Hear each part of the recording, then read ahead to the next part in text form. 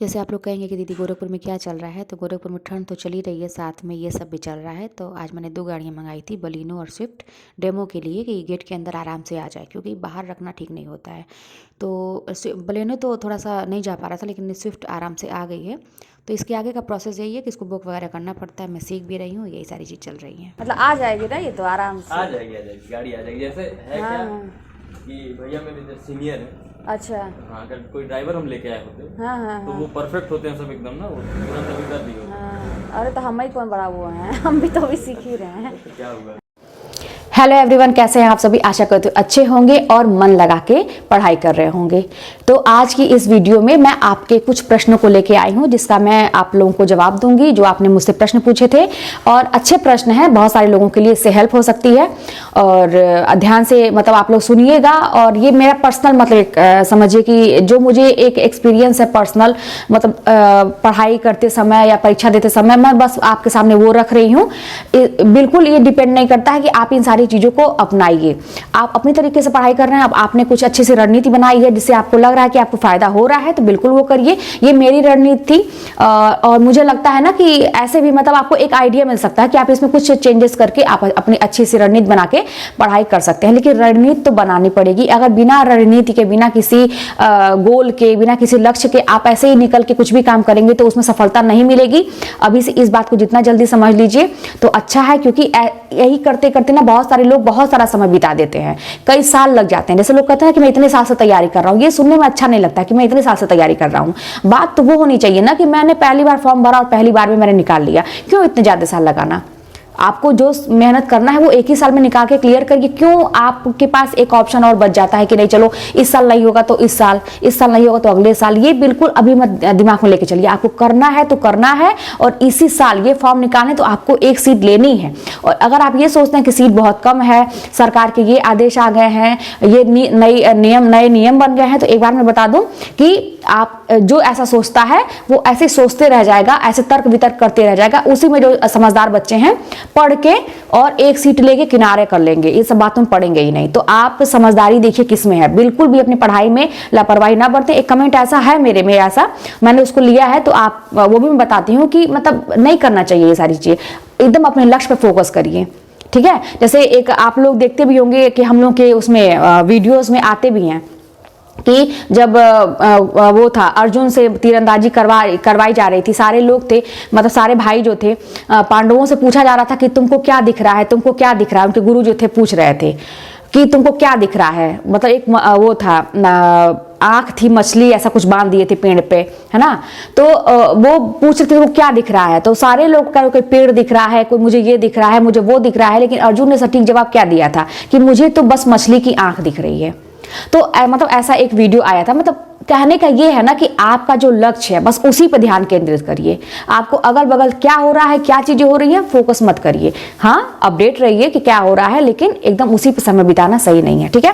तो चलिए हम लोग बिना समय गंवाए अपना आगे बढ़ते हैं और कमेंट को लेते हैं। वीडियो में पूरा बने रहिएगा, पसंद है तो लाइक करिएगा, चैनल पर नहीं तो सब्सक्राइब करिएगा, ताकि मैं आपके सामने ऐसे यूजफुल वीडियो लेके आती रहूं। तो एकता कहती हैं, एकता का एक कमेंट है कि प्रैक्टिस सेट लगाने का सही तरीका बताइए, किस वे में मतलब प्रैक्टिस सेट लगानी चाहिए। तो देखिए ये चीज़ तो मैंने पहले भी बहुत सारे तरीके से मैंने बताया था। मैंने क्या क्या किया था ये मैं बताती हूँ, ठीक है। आज मैं फिर से एक बार रिपीट कर दे रही हूँ कि देखिए प्रैक्टिस सेट लगाने के लिए सबके अलग अलग तरीके होते हैं। आपको कैसे समझ में आता है, मैं क्या करती थी मैं वो आपको बताती हूँ।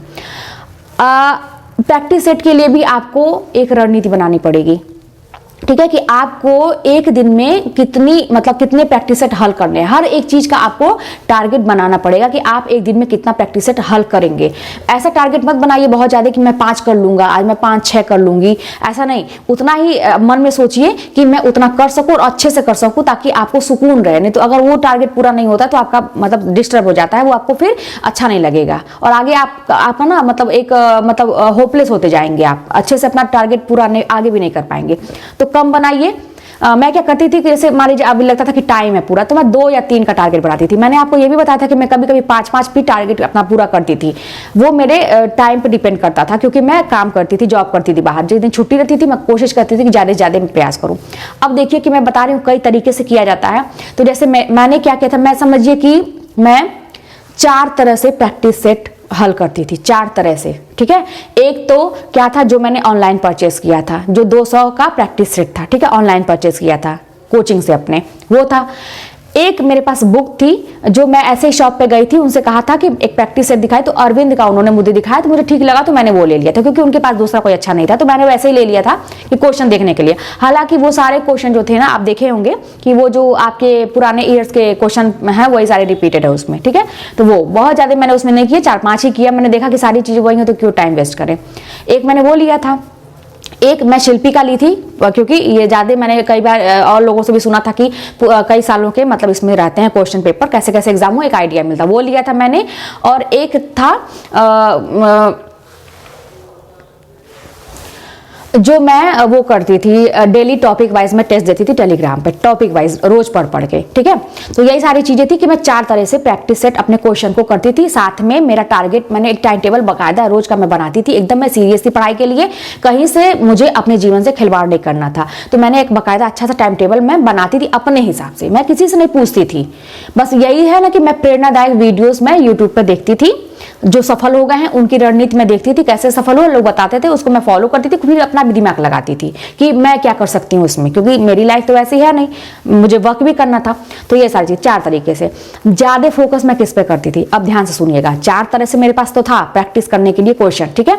ज्यादा फोकस, क्योंकि मैंने कोर्स खरीदा था, तो उस पर मेरा फोकस था। भाई मेरा वही आपसे मैंने बताया भी था कि जब मैं कोई चीज खरीद लेती हूँ ना, जैसे मान लीजिए कोई कोर्स करना, अच्छे से उसका मैं मतलब उसका सोचती हूँ उपयोग कर लूँ, मैं अच्छे से उसको मतलब देखूँ क्या क्या है। अब मैंने 200 का प्रैक्टिस सेट तो ले लिया था। अब मेरा यही टारगेट रहता था कि मैं ज्यादा से ज्यादा पहले 200 मैं खोल के क्वेश्चन पेपर जो है उसमें देख तो लूँ कि कैसे कैसे मतलब उसमें क्वेश्चन है। हालांकि मैं पूरा नहीं कर पाई थी, क्योंकि टाइम नहीं था मेरे पास। इतना करने के बावजूद भी देखिए पूरा नहीं हो पाया था, ठीक है, क्योंकि मेरे पास टाइम नहीं बचता था, पूरा दिन स्कूल में निकल जाता था।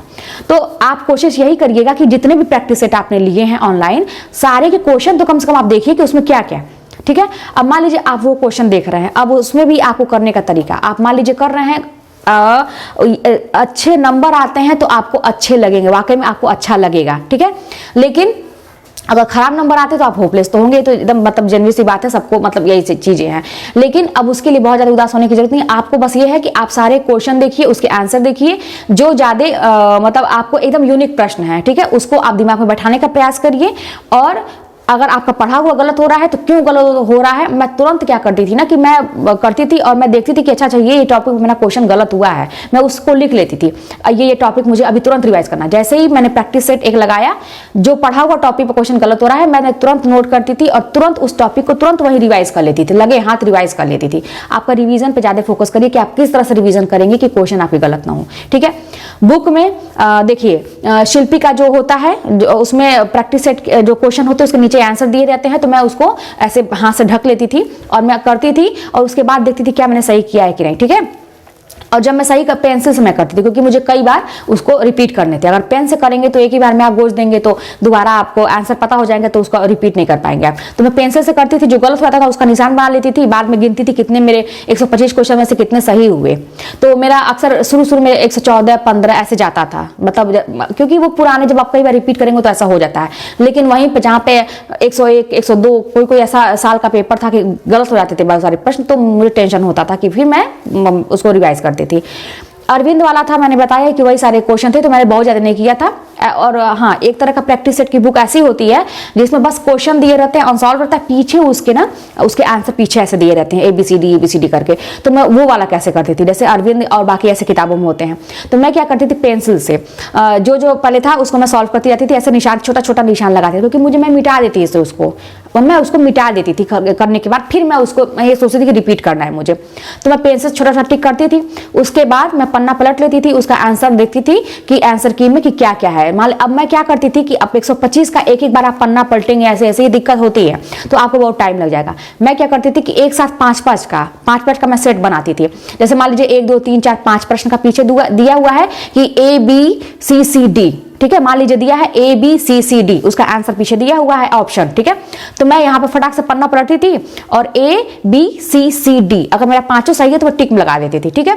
आगे मैं देखती थी 6 से 10, तो मान लीजिए दिया है कि ABCDA, मान लीजिए ABCDE ऐसे दिया हुआ है, तो मैं क्या करती थी फिर लगाती थी, अब ए बी में गलत हो गया मेरा तो मैं पॉइंट क्रॉस कर देती थी, ऐसे करके फिर मैं काउंट करती थी मेरे कितने क्वेश्चन सही हुए, फिर मैं जो गलत हुए उसको रिपीट करती थी, रिवाइज करती थी और मिटा देती थी। ऐसे मैं ये वाला टाइप का क्वेश्चन पेपर में ऐसे सॉल्व करती थी। और टॉपिक वाला तो आप जानते ही है कि एक टॉपिक आपको दिया जाता था, रोज उसका टेस्ट होता था, तो वो तो सामान्य सी प्रक्रिया है, लेकिन ज्यादा फोकस मेरा 2 चीजों पे था, ठीक है। एक तो शिल्पीकार मैंने पूरा देख लिया था, कई बार 3-4 बार मैंने रिपीट किया था उसको, मतलब मैं सोचती थी कि इतने सारे प्रश्न जो है कम से कम उतने याद हो जाए मुझे। टॉपिक वाला टेस्ट, जो टॉपिक वाइज टेस्ट था रोज का, वो मेरा टारगेट रहता था एक, मुझे करना ही है, नंबर 1 पे रहना है शाम को। और मैंने जो लिया था, परचेस किया था 200 का, मैं सोचती थी कि जल्दी जल्दी मैं सारे क्वेश्चन तो कम से कम देख लूं कि क्या इसके आंसर हैं। तो इस तरह से प्रैक्टिस सेट 3-4 तरीके से मैं करती थी, ठीक है। अब देखिए दूसरा, वीडियो बहुत लंबा हो जाता है मैं समझ सकती हूँ, तो जल्दी जल्दी मैं करती हूँ, ठीक है। पूजा का देखिए, एक सरकार की नोटिस को देखकर मन बड़ा दुखी है, क्या पढ़े क्या ना पढ़े। अभी मैंने शुरुआत में ही बताया है कि इन चीजों पर ध्यान मत दीजिए, आप ऐसे सोचते रह जाएंगी और बाकी आपके बीच में से आपकी फ्रेंड कोई होगी ना आगे निकल जाएगी, है ना। तो बिल्कुल ये मत क्या चल रहा है क्या नहीं चल रहा है, बस आप अपनी पढ़ाई करते रहिए, एक दिन भी ढिलवाई ये सोचने के चक्कर में मत लगाइए, आपका बहुत बड़ा नुकसान होगा। अगला व्यक्ति आपको इस तरह से आपसे बात 2-4 मिनट कर देगा और अपनी पढ़ाई करने लगेगा, वो आगे निकल जाएगा। तो इसलिए अपना समय नष्ट न करें, पढ़ाई करते रहें, जो होगा वो ये आपके हाथ में नहीं है, आपके हाथ में मेहनत करना है। तो कुछ चीजें ईश्वर पर छोड़िए। आरती कह रही है कि इनका टीजीटी पीजीटी इन्होंने शायद पॉलिटिकल साइंस से इनका है, तो इसकी तैयारी कैसे करें, टेस्ट कैसे दे। देखिए मेरा तो हिंदी का है, लेकिन मैं एक बात बता दूं, कोई भी सब्जेक्ट रहे आपको प्रैक्टिस करना बहुत जरूरी है क्वेश्चन का, ठीक है। आप पढ़िए, थ्योरी पढ़िए और उसके बाद उसका क्वेश्चन हल करिए। और टेस्ट कैसे दे, तो जहाँ पे आपने अगर कोचिंग लिया है तो वहां के लोग करते हैं, तो आपको परचेस करना ही करना है। और ऐसे वैसे आप ये मत सोचिए कि हल्के हल्के प्रश्न आसान से कर लेंगे, मेरा काम आसान पर मत जाइए, आसान तो सबको आते हैं, लेकिन ऐसे ऐसे प्रश्न देखिए जो नए हो, जो कठिन हो। कठिन क्यों आपको लग रहे हैं इस पर थोड़ा सा विचार करिए, नहीं कि टेस्ट बस दे रहे हैं कितना भी नंबर आ रहा है कोई मतलब नहीं है। आप बिल्कुल देखिए कि क्यों आपके नंबर कम आ रहे हैं, अब क्यों किस टॉपिक पे कम आ रहे हैं, उसको रिवाइज करिए, कोई भी सब्जेक्ट हो। मैं तो यही जानती हूँ कि आप थ्योरी पढ़िए, उसका टेस्ट दीजिए और एक टाइम टेबल बनाइए अच्छा सा, ठीक है, तो इससे आपका काम चलेगा। धर्मेंद्र सिंह के नाम से आया था कि हम कोचिंग सिर्फ पढ़ रहे हैं और प्रीवियस ईयर प्रैक्टिस सेट दे रहे हैं, क्या इससे काम हो जाएगा। तो आप बिल्कुल ये मत सोचिए कि इसी से काम हो जाएगा, मैं ये बिल्कुल भी नहीं कहूंगी, क्योंकि तैयारी करने वाले बहुत सारे ऐसे लोग होंगे जो कई साल से कर रहे हैं और मोटी मोटी जो उनका बेस किताब जो होती है ना, मूल पुस्तक वो पढ़ के बेस बना लिए होंगे। तो आप भी है ना, कोचिंग तो आप पढ़ ही रहे हैं, पढ़ बस रहे हैं, कोचिंग सिर्फ पढ़ रहे हैं, आप ऐसा लिखे हैं उसमें, ठीक है, लिखे हैं या लिखी हैं इसी नाम से था। क्यों, आप अगर कोचिंग का कोई नोट्स है तो उससे तैयारी करिए, टाइम टेबल जरूर बनाइए कि आज का ये टॉपिक है, उससे संबंधित प्रश्न दीजिए। और पुराने प्रीवियस ईयर के क्वेश्चन पेपर सॉल्व करने से काम नहीं चलेगा, आपको नया प्रश्न भी देखना पड़ेगा और कठिन कठिन प्रश्नों पे ज्यादा फोकस करिए, आसान पे भी करिए। कोई भी चीज आपको किसी एंगल से छोड़नी नहीं है, बस अगर आप सफल होना चाहते हैं तो। जैसे कहते हैं ना कि 1-1 रुपया जोड़ के 100 रुपया बनता है, इसलिए आपको एक एक प्रश्न पर ध्यान देना पड़ेगा कि कहीं से पॉइंट से भी लोग पीछे हो जाते हैं, तो इस पे आप ध्यान दीजिए। नगेंद्र पासवान का था कि मैं बिजला सर का ऑनलाइन कोर्स अब लेना चाहती हूँ, क्या अब पूरा हो जाएगा, आई हैव नो आइडिया। तो देखिए ये क्या अब पूरा हो जाएगा, कोई भी चीज असंभव नहीं है, अगर आप चाहेंगी तो कुछ भी हो सकता है। अभी आप लोग खुद देखते रहिए कि डेट का क्या आ रहा है, अभी तो ऐसा कुछ नहीं दिख रहा है, लोग चाह रहे हैं कि जल्दी जल्दी आ जाए। अपने आप से पूछिए कि क्या आप कोर्स अगर लेंगी तो क्या आप इतना जल्दी कर पाएंगी। और अगर आपने गलती की है कि अभी तक आप एकदम सोई हुई थी, अब जाके जागी हैं, तो आप अगर दिन रात एक करेंगी तो हो जाएगा, कोई भी चीज असंभव नहीं है, ठीक है। अगर आप इसी सिचुएशन को अपना एक टारगेट बना लीजिए कि भाई मैंने गलती की है और लास्ट सिचुएशन में मैंने कोर्स परचेज किया था और मैंने पढ़ा और मेरा निकल भी गया, तो ये आप कहने के लायक रहेंगे, दूसरों के लिए प्रेरणा बन पाएंगी। तो हर चीज संभव है अगर आप चाहेंगी तो, ठीक है। हरिओम सोनी के नाम से आया था कि अच्छा, इन्होंने अपनी रणनीति शेयर किए थे ये, ठीक है, और बहुत लंबा था, बहुत अच्छा था। ये पूछ रहे थे कि क्या ऐसा सही है करना। तो देखिए आपकी रणनीति मैंने पढ़ा था कि आप पुनीत राय से, सरस्वती पांडे, गोविंद के इनसे और बहुत सारे प्रैक्टिस सेट आपने पूरा लिखा था, मैंने पढ़ा था, तो बहुत अच्छी रणनीति है। बस ऐसे ही लगे रहेंगे ना लास्ट तक, चाहे कोई भी न्यूज सुनाई दे, इर्द गिर्द जो भी हलचल हो रही है, आप मतलब मत रखिए, ठीक है। अपना टारगेट बस रखिए कि मुझे एग्जाम देना है, और विषय से संबंधित, जैसे हमारे हिंदी विषय से आप तैयारी अगर आप लोग कर रहे हैं, इस विषय से संबंधित सिलेबस मिलता जुलता हो, थोड़ा बहुत का अंतर हो तो आप फॉर्म भरते जाइए, क्योंकि एक चीज पर डिपेंड होना भी मैं ये नहीं कहूंगी कि आप कई साल बर्बाद कर दें, ठीक है। जैसे संबंधित, बार बार मैं शुरू से कह रही हूं कि आप एकदम डिफरेंट रहेगा, 2 नाव में सवार होंगे तब नहीं होगा सफल, ठीक है। 2 चीजों पे आप संबंधित है, लगता है कि थोड़ा बहुत चेंज है, मैं कर सकता हूं, मैं कर सकती हूं, बिल्कुल फॉर्म भरिए, ठीक है। तो ये सारी चीजें देखते रहिए और आपकी रणनीति बहुत अच्छी है, और बस ऐसे ही लगे रहिए, किसी भी दिन कमी ना आए बल्कि और ज्यादा ही मेहनत करिए। और एक आया था आर्या लाइफ स्टाइल करके कि ये मतलब थोड़ा सा इनका ये था कि बेरोजगार होने की वजह से मैं सबके लिए बोझ बन गई हूँ। तो मैं एक बार बता दूं कि कभी कभी लाइफ में ऐसे सिचुएशन आती है कि हम बोझ, देखिए भगवान ने जिसकी भी रचना की है, वो कोई भी जीव जंतु होता है, वो कोई चीज बोझ नहीं होता है, बस हमारी सिचुएशन ऐसी होती है कि ऐसा कुछ कंडीशन बन जाता है। जब भी लाइफ में ऐसा लगता है आपको कि एकदम मतलब सब लोग बोझ समझ रहे हैं, आपको कुछ भी कह के चले जा रहे हैं, आपको सुनना पड़ रहा है, आप अच्छा भी कर रहे हैं तो उसका रिजल्ट मतलब खराब ही आ रहा है, मतलब लगता है कि लाइफ आउट ऑफ कंट्रोल हो गई है, अब मेरे हाथ में नहीं है, ऐसे सिचुएशन में आपको बहुत ज्यादा सोचने की जरूरत नहीं है। कुछ चीजों को जो आपके हाथ में नहीं है ईश्वर के ऊपर छोड़िए। ये मेरा खुद का किया हुआ है। ऐसे सिचुएशन मेरी लाइफ में बहुत बार आई है और आए दिन आती रहेगी, मुझे पता है, क्योंकि लाइफ सबकी एक तरह नहीं चलती है। ठीक है, तो कभी भी आप अपने कर्म से ही आप अपने आप को साबित कर सकती हैं, अपने कर्म से ही, अपनी मेहनत से ही। आप जैसे जो आपने कहा ना कि मैं बोझ बन गई हूं, तो ऐसा आप कर्म करिए कि बाकी लोग जो आज आपको बोझ समझ रहे हैं वही लोग आपको कहें कि नहीं ये बोझ, उस आप पे प्राउड फील करें, आप दूसरों के लिए प्रेरणा बन सके। ऐसा सिचुएशन मेरे लाइफ में आया है, ऐसी बात नहीं है, बहुत सारे लोगों के लिए आता होगा। जब लगता है कि मैं अच्छा करने के बाद भी सब कुछ उल्टा हो रहा है, तो कोई बात नहीं है, आप उस समय शांत रहें और धैर्य बना के रखें। कुछ चीजों को एकदम जैसे कहते हैं ना कि रिस्क लेना, ईश्वर के ऊपर छोड़ दीजिए कि जो होगा देखा जाएगा। मेरे हाथ में क्या है, मेहनत है, पढ़ाई है। अगर उस पर आप नहीं उस पर खरे उतरेंगे तो फिर भगवान भी जो है ना आपको वो फल नहीं देंगे। और ये सारी चीजें हकीकत हैं, जो मेहनत करता है भगवान भी उसी का साथ देते हैं। जो बस रोते रहेगा, अपनी प्रॉब्लम कहते रहेगा, एक चीज जान लीजिए, जो चीजों को आप बार बार रिपीट करेंगे, कहते हैं ना कहा हुआ सही होता है, 100% मेरा अनुभव है। अपनी सोच आपकी और आपकी मुंह से जो बातें निकलती हैं, बार बार जिस थॉट को आप रिपीट करते हैं वही आपके साथ होगा। अगर आप बार बार अगर सोचेंगी कि प्रॉब्लम में प्रॉब्लम है, प्रॉब्लम में प्रॉब्लम है, तो भगवान प्रॉब्लम ही आपको देंगे। अगर आप इतनी सारी प्रॉब्लम में कहेंगे अरे यार कोई बात नहीं है, हो जाएगा, चलो थोड़ा सा दिक्कत होगा लेकिन मैं कर लूंगी, कोई दिक्कत नहीं है, कोई समस्या नहीं है, कोई प्रॉब्लम नहीं है, ये तो जो आपकी जो बड़ी सी प्रॉब्लम है ना, उसको भी कुछ दिन के बाद आप देखेंगे कि भगवान उसको आपके रास्ते से हटा देंगे। तो सोच अच्छी रखिए और अच्छा सोचिए, करके देखिएगा। मेरा किया हुआ है, तब मैं बताती हूँ। एक है कि पूनम वर्मा के नाम से आया था कि इन्होंने अपनी रणनीति शेयर की है और उसके बाद कह रही थी कि नगेंद्र की बुक क्या और भी बुक लेनी चाहिए। तो मैं बार बार कहती हूँ कि बहुत सारी बुक का आप मत रखिए, 1-2 बुक हो और उसको अच्छे से पढ़िए। देखिए मेरा क्या था, मैं आपको पूरा रणनीति मैं कई बार शेयर कर चुकी हूँ, लेकिन मूल पुस्तक में मैंने बस रामचंद्र शुक्ल की बुक ली थी, वो भी मैंने बस 2 बार पढ़ा था। मेरा सर का नोट्स और ये किताबें जो मैंने आपके साथ शेयर की हैं, ये सौस्ती पांडे की ये सब किताबें, आपके पास सीमित चीजें रहनी चाहिए। और कितनी बार आप रिवाइज कर रहे हैं, आपका वो जो आपका टॉपिक है उस पर आपकी पकड़ होनी चाहिए, हर चीज क्लियर होना चाहिए। ठीक है, तो आप नगेंद्र की ये ठीक है, अगर आपको मन करता है तो एक और ले लीजिए किसी की। ठीक है, शुक्ल की तो सब लोग कहते हैं कि पढ़ना ही चाहिए, लेकिन अब ये मत सोचिए कि उसी किताब से आएगा, उसी की आपका बेस मजबूत होना चाहिए। ठीक है, और कोचिंग में अगर आप पढ़ रही हैं तो कोचिंग में सारी किताब का निचोड़ वो लोग पढ़ाते हैं। ठीक है, तो आप डिस्कस कर लीजिए कि और बाकी चीजों पे बहुत ज्यादा किताब मत खरीदिए, जो है उसी से तैयारी अच्छे से करिए। और हाँ, ये पूछ रही हैं कि YouTube पे कितना समय देना चाहिए, क्योंकि कभी कभी यहाँ पे प्रैक्टिस सेट करते हैं तब तो बुक और नोट्स नहीं पढ़ पाते हैं। अच्छा, मैं आपसे ये चीज़ बहुत पहले ही मैंने कहा था कि देखिए आप YouTube पे बहुत सारे चैनल हैं, YouTube पे बहुत सारे चैनल हैं, आपको एक ही चीज से बहुत सारी चीजें मिल जाएंगी। मैंने कहा था कि आप किसी एक को फॉलो करिए। आप किसी एक टीचर को पढ़ती हैं, जिसका कोचिंग करती हैं, उनका भी होगा तो उसको फॉलो करिए, नहीं तो आपको जो अच्छे लगते हैं उनको फॉलो करिए। ठीक है, और अगर आपने कोचिंग परचेस किया है तो आप अपने उसके हिसाब से रणनीति बनाइए। और यूट्यूब पे क्या है कि आपको जो चीज नहीं समझ आती आप बिल्कुल उसकी हेल्प ले सकते हैं, ऐसी बात नहीं है। लेकिन अब ये कहिए कि मैं सबका देखूं, मैं है ना सबका मैं देखूं, तो ये समय की बर्बादी होगी।